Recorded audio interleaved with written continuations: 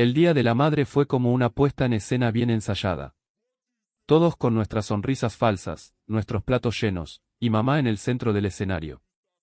En medio del almuerzo, levantó su copa, soltó una carcajada y lanzó la frase que tenía guardada para mí. Estoy muy orgullosa de todos mis hijos, menos del parásito que tengo sentado en la mesa. Las carcajadas llenaron el comedor como si acabaran de escuchar un chiste buenísimo. Yo no dije nada. Me paré despacio, saqué del bolsillo una cajita negra, y la puse con cuidado en medio de la mesa. Es para ti, mamá.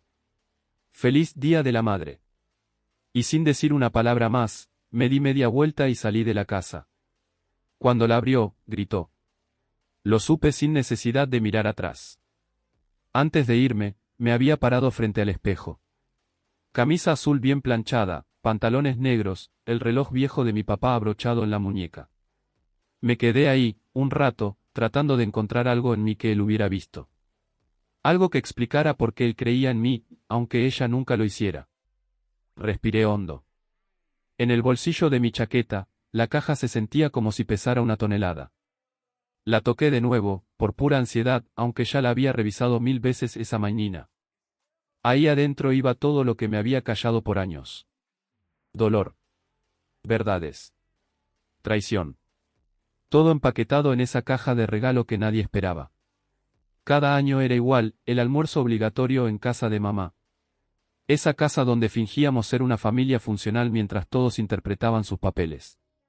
Mis hermanos hablaban de lo bien que les iba, de sus carreras, sus hijos, sus logros. Y yo era el que sobraba en el guión.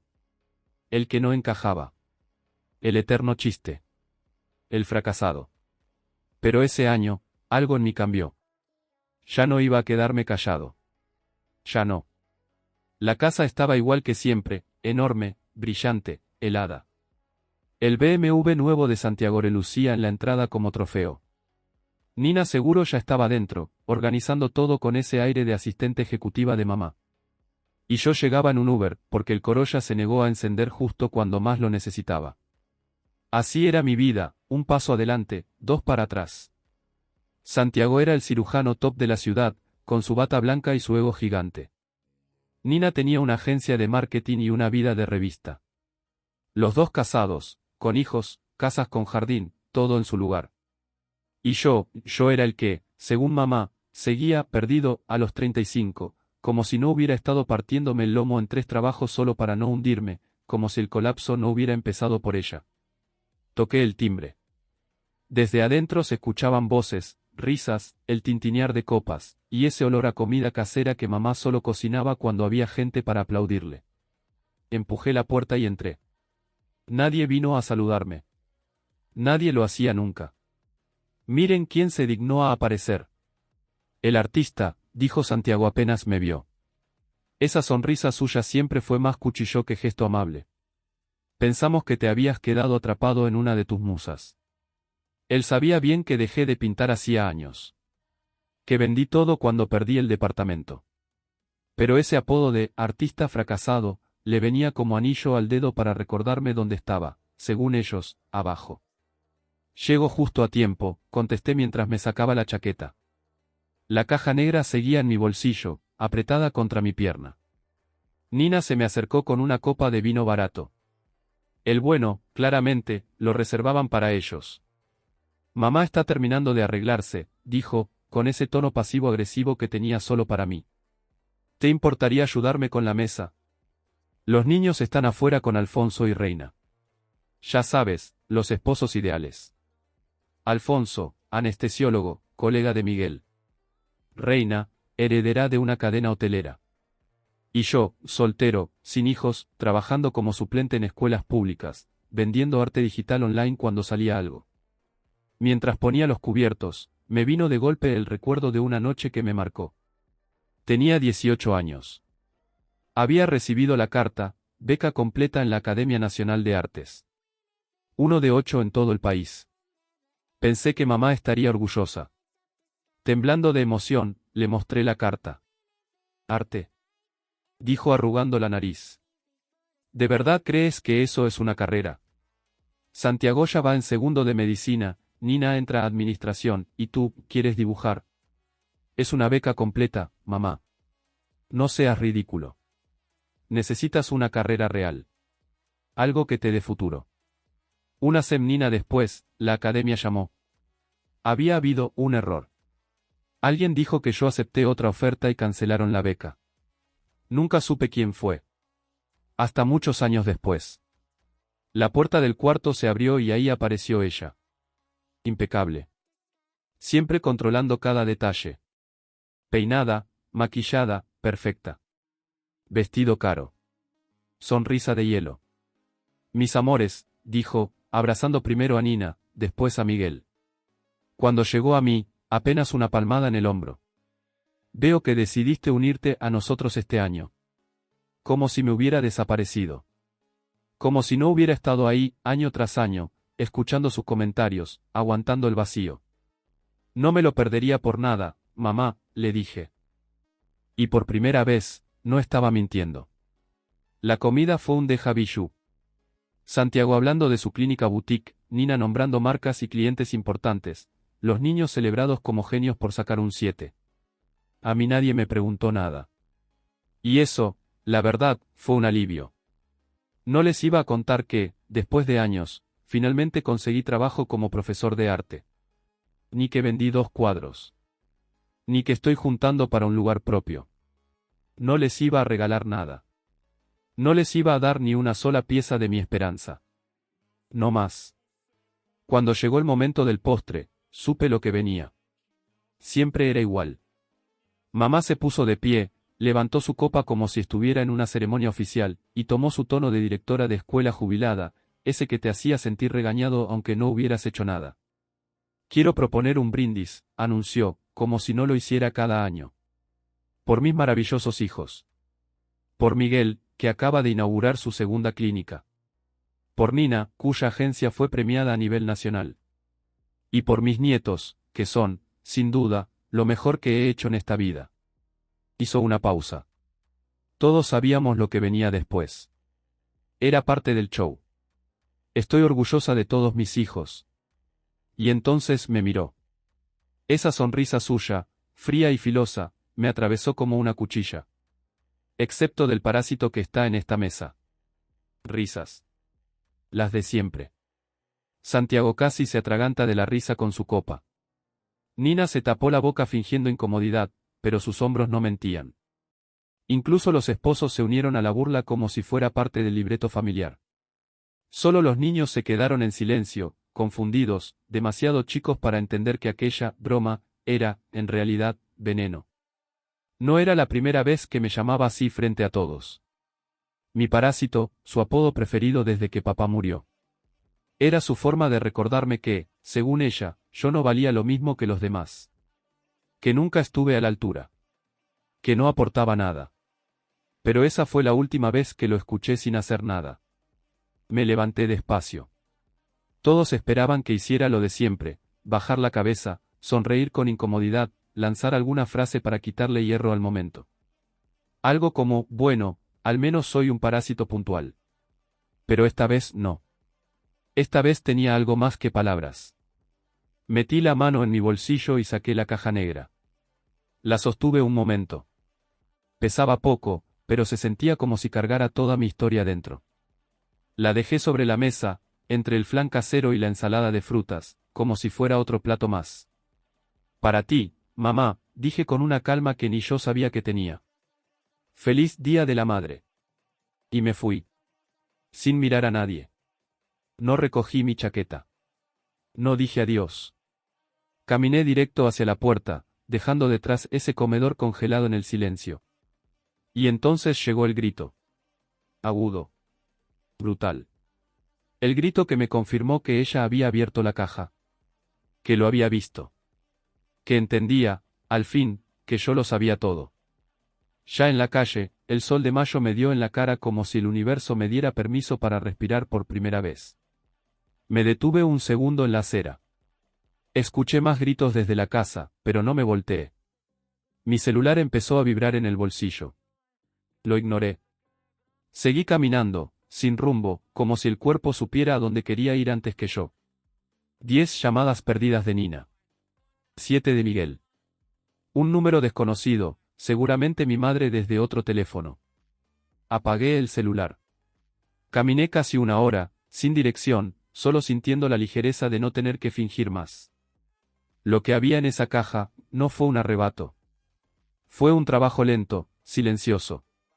Un proyecto secreto en el que había estado metido los últimos 2 años. Todo comenzó un día que me ofrecía ayudar a limpiar el antiguo estudio de mi papá, después de que se inundara el sótano. Mamá nunca bajaba ahí. Decía que le recordaba demasiado a él, aunque la verdad es que nunca le importaron sus cosas. Entre cajas húmedas, libros arruinados y polvo acumulado, encontré una caja fuerte escondida. Ni sabía que existía. Estaba cerrada, pero la combinación era tan simple como cruel, mi fecha de nacimiento. Adentro había un sobregrueso con mi nombre. La letra era la de papá, temblorosa pero clara. Estaba fechado 3 días antes de que muriera. Lo abrí con manos que no dejaban de temblar. Lo que encontré ahí cambió todo. Papá había creado un fideicomiso solo para mí. Un fondo universitario, con instrucciones claras, debía usarse exclusivamente para mis estudios. También había una carta. En ella me decía que siempre creyó en mí, en mi talento, pero que no tuvo el coraje de enfrentarse a mamá. Tenía miedo de que ella me hiciera la vida imposible si sabía que él me apoyaba. Lo que no supo es que eso pasó de todas formas. El fondo ya no existía. Estaba vacío. Saqué los registros. Las transferencias se habían hecho poco a poco, todas firmadas por ella. El dinero fue a parar a la universidad privada donde Santiago hizo su especialización. Otra parte, a la startup de Nina. Con mi educación financiaron el futuro brillante de los hijos que sí valían la pena. Pero no me detuve ahí. Una vez que empecé a tirar del hilo, todo comenzó a deshacerse. Conseguí contactar al director retirado de la Academia Nacional de Artes. Le conté mi historia, mis dudas.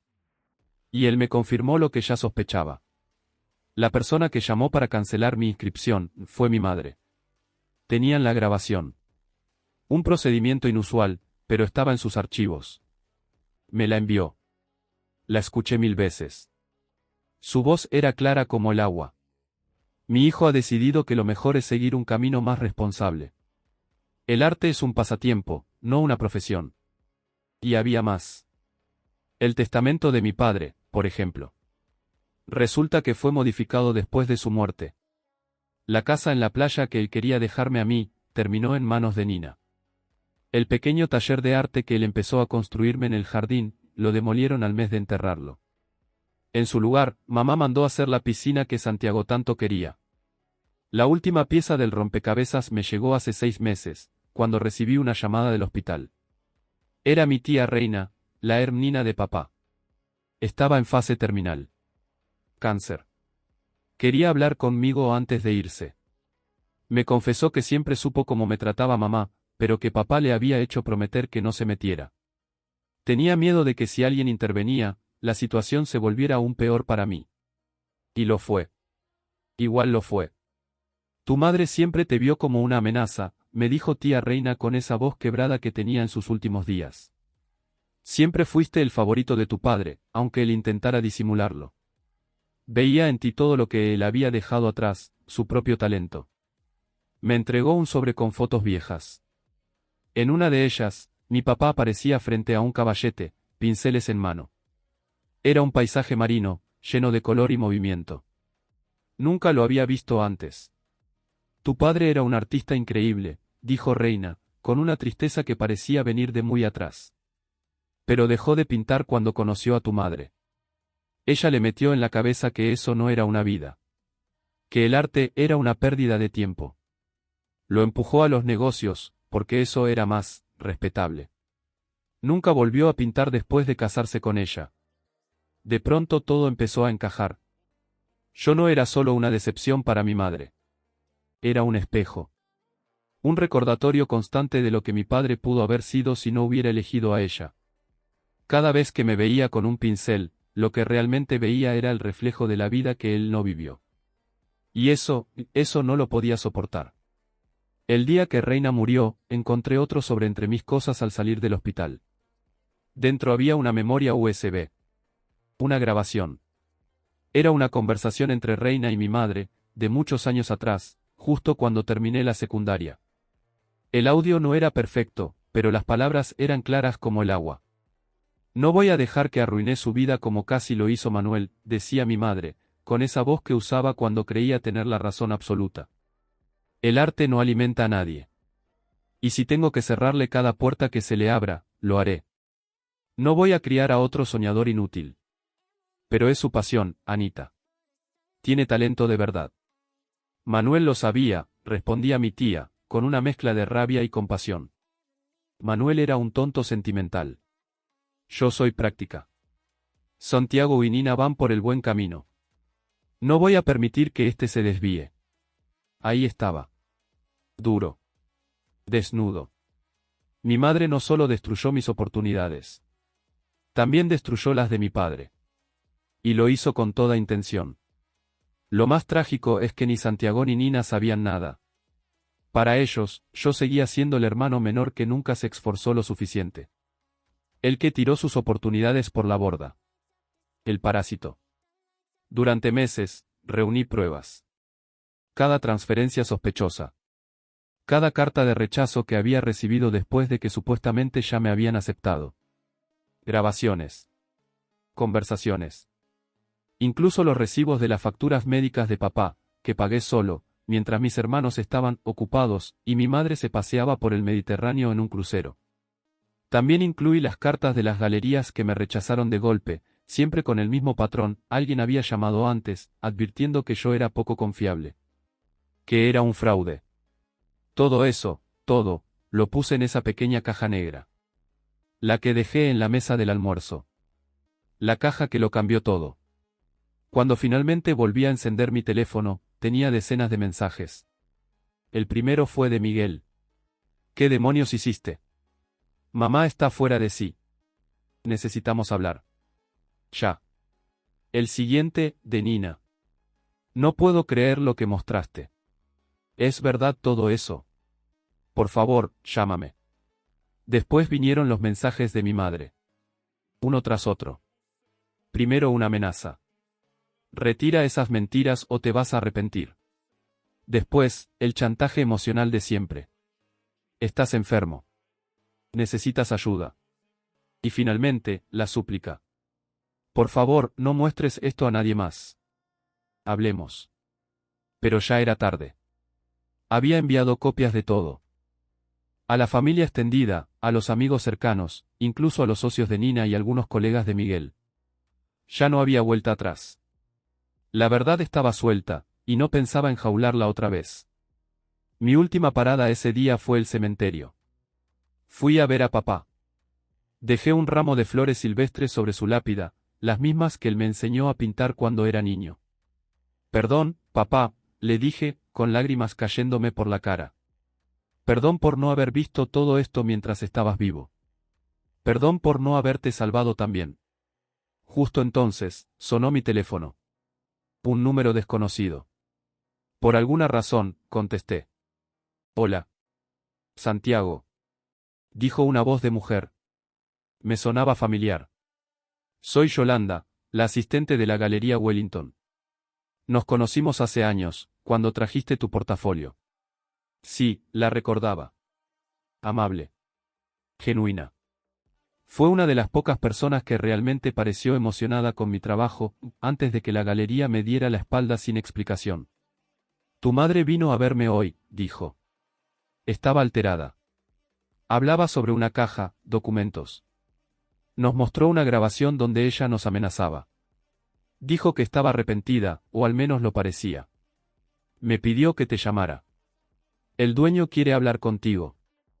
Están interesados en lo que estás haciendo ahora. Me quedé en silencio. No sabía qué decir. Santiago. ¿Estás ahí? Sí, respondí finalmente, pero ya no pinto. Hace años que no toco un lienzo. Hubo un momento de silencio. Luego Yolanda dijo algo que me apretó el pecho. Tu madre pensó que dirías eso. Me dejó un paquete para ti. Dijo que eran tus viejos pinceles, y algunas pinturas. Que los había guardado. Mis pinceles. Los que creía perdidos, o vendidos, o tirados cuando tuve que elegir entre comer o seguir soñando. Los había tenido ella.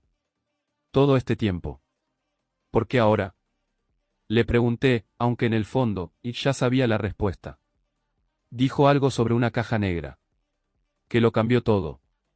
Pasaron 3 días antes de que me animara a ir. 3 días de llamadas sin contestar, mensajes llenos de culpa, rabia, vergüenza. Apagué el celular. Me tomé unos días del trabajo. Le dije al director que era una emergencia familiar. Y en parte, lo era. Cuando por fin entré a la Galería Wellington, me sentí como un extraño. Pero Yolanda me recibió con una sonrisa suave. Más niñas, más años encima, pero los mismos ojos cálidos de siempre. Ha pasado mucho tiempo, Santiago, me dijo, mientras me guiaba hacia una oficina al fondo. Casi 8 años, creo, respondí. Y con eso, el pasado y el presente empezaron, por fin, a hablarse de frente. Sobre el escritorio de la galería había una caja de madera desgastada. En cuanto la vi, supe lo que era. Mi primer set de pinceles profesionales. Un regalo de papá en mi cumpleaños número 16. Los había buscado desesperadamente años atrás, cuando tuve que mudarme de emergencia a un departamento que no podía pagar. Pensé que los había perdido para siempre. Tu madre dijo que los guardó cuando limpiaron tu antigua habitación, comentó Yolanda, pero ninguno de los dos se creyó esa versión. No vivía en esa casa desde los 20. También dejó esto, agregó, entregándome un sobre. Dentro venía un cheque. Una cantidad considerable. Junto con él, una nota escueta. El dinero de tu fideicomiso, con intereses. Es lo que te corresponde. No supe qué sentir. El dinero no iba a devolverme el tiempo, ni las oportunidades, ni la versión de mí mismo que podría haber sido. Pero, sí significaba algo. Un reconocimiento, tal vez. Una admisión tácita de culpa. Ramiro Cortés quiere verte, dijo Yolanda. Está realmente interesado en tu trabajo. No he pintado en años, le respondí, mientras pasaba los dedos por los pinceles. Se sentían extraños en mis manos.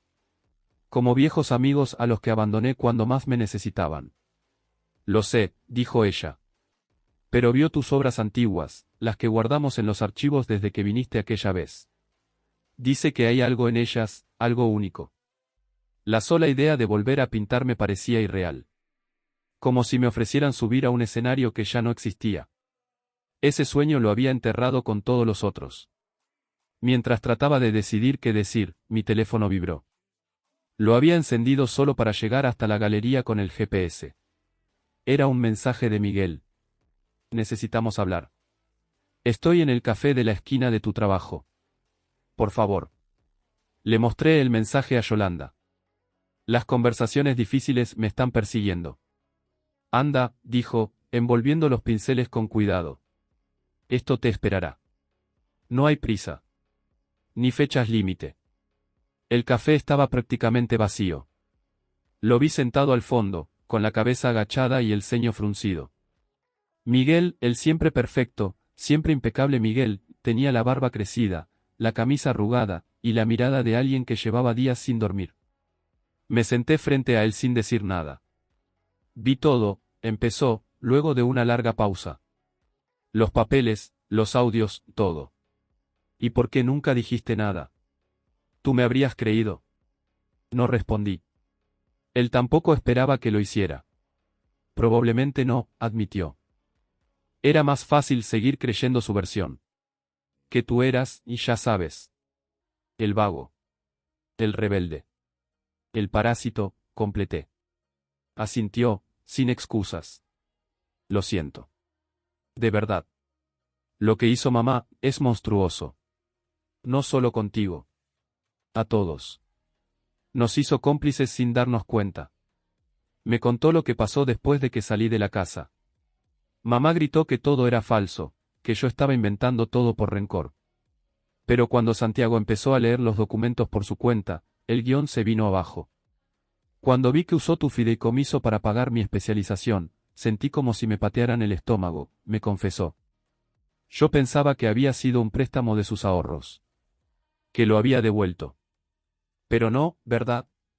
Negué con la cabeza. Era mi futuro lo que estabas usando, le dije. Nina también había visto su parte en todo esto.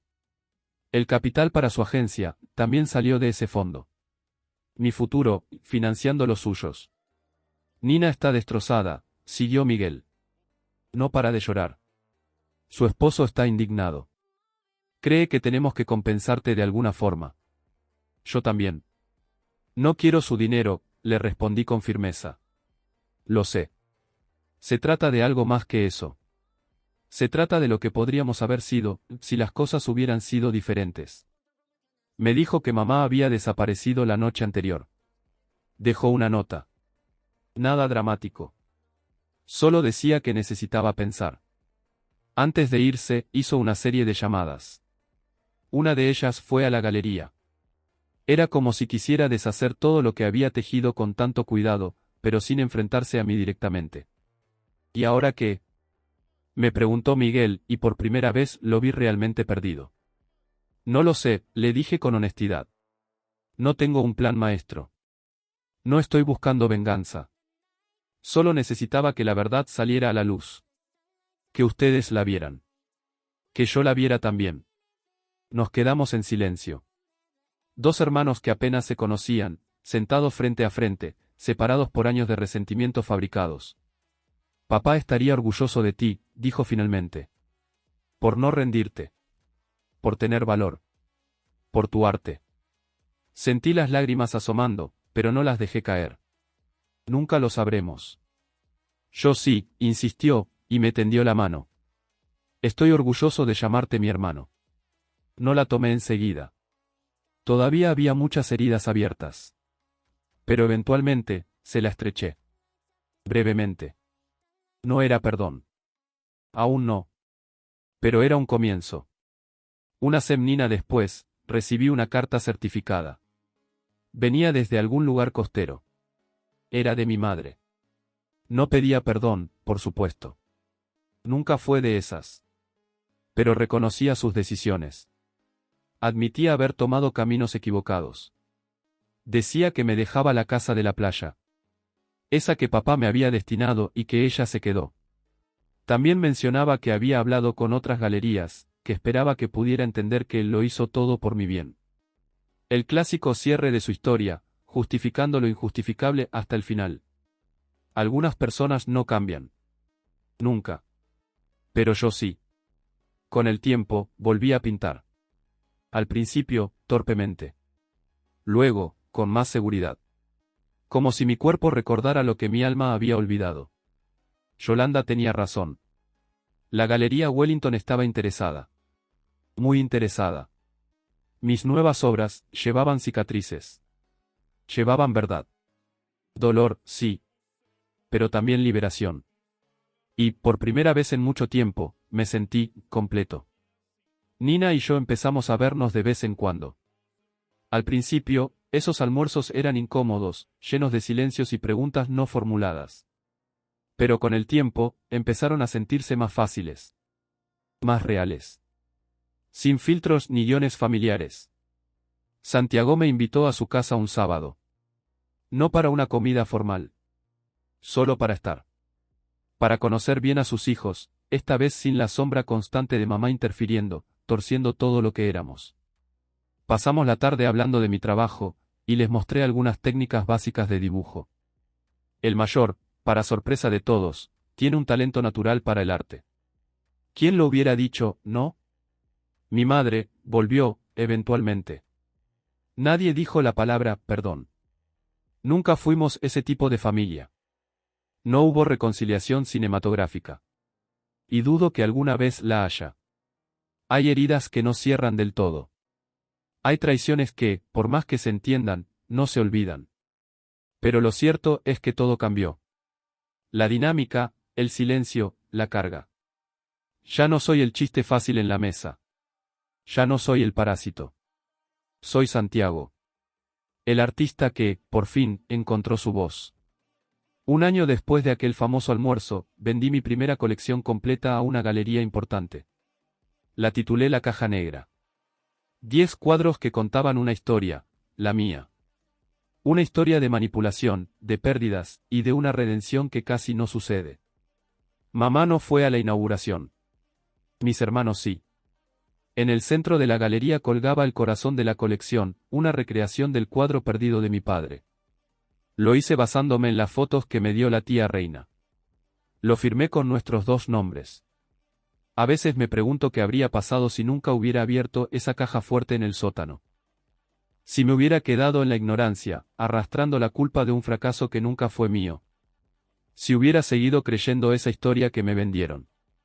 Pero luego miro mis manos, llenas de pintura. Y entiendo. Algunas verdades duelen, sí. Pero necesitan salir. No para vengarse. Sino para poner las cosas en su lugar. No para romper. Sino para reconstruir, de verdad esta vez. La pequeña caja negra que dejé sobre esa mesa no solo traía papeles. Traía mi libertad. Y eso, más que cualquier éxito, más que cualquier lazo reparado, es lo que realmente importa. Estoy seguro de que papá estaría de acuerdo.